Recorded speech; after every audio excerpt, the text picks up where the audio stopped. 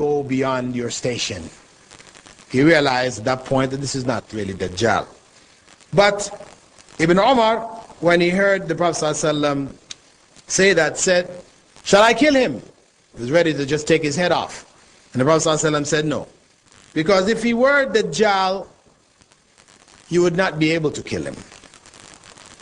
And if he wasn't, there would be no good in you killing him. Because it would appear that Muhammad ﷺ was killing innocent people. Now, one of the companions, there was a particular occasion, this Ibn Sayyad, the Lord Prophet ﷺ clarified that he really wasn't a Dajjal. The rumor had spread amongst the Muslims.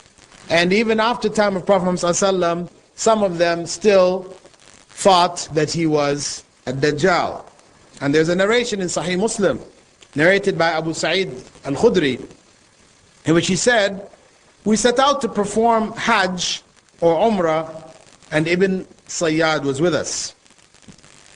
And when we camped, and the people dispersed, everybody else left, he found himself sitting there, and it was only him and Ibn Sayyad. And he said, I became worried. And Ibn Sayyad, when he saw it was just the two of them, he picked up his luggage and he brought it next to where Abu Sa'id was sitting, just to, because it's just the two of them. Abu Sa'id suggested him, I think it'd be better if you put your luggage under that tree over there, right? You don't want him to get too close. Then Ibn Sayyad went and did it. And he then, there was a goat there, he got some goat's milk in a bowl. He drank some and he brought it and offered it to Abu Sa'id. Abu Sa'id said, no, it's real hot, drinking milk at this time, I don't think it'd be good. But really, he said, really, I didn't, because I didn't want to take anything from this man, right? And when Ibn Sayyad saw that, what was happening, really, this was this suspicion, he said to him, listen, he came down, sat next to him and said, hey, I was thinking at one point to buy a rope, tie it from a tree and hang myself because of what people say about me. Talking to him, you're from the Ansar.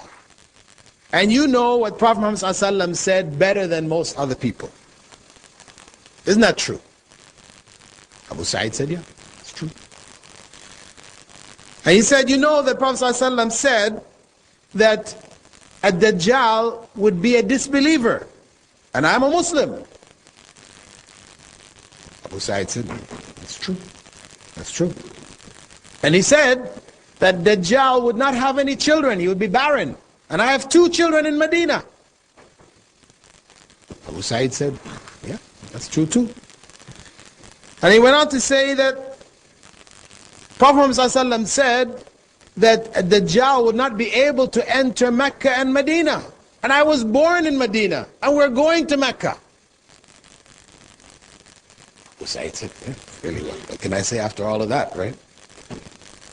And then he went on to say, I know where he is right now. Abu Sa'id looked at him and said, may you suffer loss for the rest of your days. He just put a big doubt back in his mind again. For him to know exactly where, Dajjal was. But the point is that, as I said, he was known by the majority of the companions not to have been Dajjal. And Jabir ibn Abdullah had reported that he went missing when the Syrian army attacked Medina in the 63rd year after the Hijrah. And although his body was never found, people had witnessed that he had been killed. So we know that he wasn't Dajjal. However, Prophet Muhammad ﷺ did narrate to us a story which came to him from one of his companions, Tamim ad-Dari, who was a former Christian who had accepted Islam and had been with a ship in the area of the south of India, off from Sri Lanka in that region. And he had come and related to the Prophet ﷺ that his ship had been caught up in a storm, and they ended up at an island, And when he went into the island, he had come across this individual who was covered in hair. You could hardly make out what was his front from his back. And he asked him, and they asked him who was he, and he said he is a jassasa, which means like the spy. And they were trying to get more information about this weird-looking individual. And he said, listen, there's somebody waiting for you in this cave over there. So they went to see who this was. And he said he found there a person more powerfully built than anybody had ever seen. And he was chained up. And they started to ask him questions, but he stopped them, and then he asked them questions about what was happening in Arabia and in Palestine, whether there was still water in the Sea of Galilee, and descriptions which indicated that he was aware of what was happening there. And then he asked them also about whether a prophet had come from Yathrib, which is the old name of Medina. And then after he got all this information, then he told them, he said, I am the Messiah, the Messiah. He claims initially that he is the Messiah. And of course, according to Christian belief, the Messiah, Jesus, was God. And he said, I will soon be permitted to go forth. So I will set out and travel across the earth. Within 40 nights, I will visit every town in the world except for Mecca and Medina. And that indicates to us that the Dajjal was alive from the time of the Prophet Muhammad ﷺ. Because the Prophet Muhammad ﷺ accepted this narration given to him by Tamim ad-Dari and related it to his companions as truth.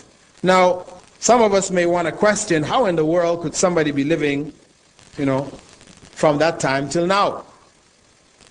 Right? But we believe that Prophet Nuh lived for how long? 1,000 years or more.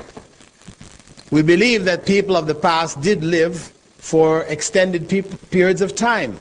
Could be individuals, could be groups of people. So if we can accept that this is from the will of Allah, then we shouldn't have a problem accepting that Dajjal is still around from that period of time. Now, we'll go back to what to do in defense against Dajjal. First and foremost, we have to cling firmly to Islam, because those people who will fall into his trap will be people whose Islam is shaky. As he said, Prophet ﷺ had said that he would come to Medina, to the outskirts of Medina.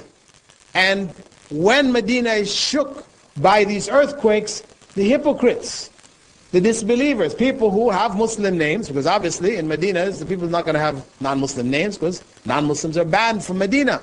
But the Prophet ﷺ referred to them as hypocrites and disbelievers. They will come out. Their names will be Ahmed, Fatima, and all these names. They will come out and join up with a Dajjal. Meaning obviously that their faith was virtually non-existent. They were Muslims in name, but not Muslims in their hearts. So it is the first line of defense is to be, of course, sincere and to be true to one's Islam. And we should know what descriptions the Prophet ﷺ has given us about Dajjal. And we should teach it to our children. In the homes, how many of you have grown up in your homes and said that, hey, my parents told me about Dajjal? No, you grew up in the homes, you knew about Superman, you knew about, Pokemon and all these other foolishnesses, but do you know about Dajjal? No. This is a major failure. As parents, it is the responsibility to teach their children about Dajjal. Secondly, we should try to memorize the first 10 or the last 10 verses of Surah Al-Kahf. Prophet Muhammad ﷺ had said in an authentic hadith found in Sahih Muslim, "Man hafidha 10 ayatin min awwali Surah Al-Kahf, usima min ad-Dajjal." Anyone who memorizes the first 10 verses of Surah Al-Kahf will be protected from a Dajjal. Of course, this memorization is not parrot memorization, where a person learns to recite the words and have no idea what it says. And please don't think that this is what this means, because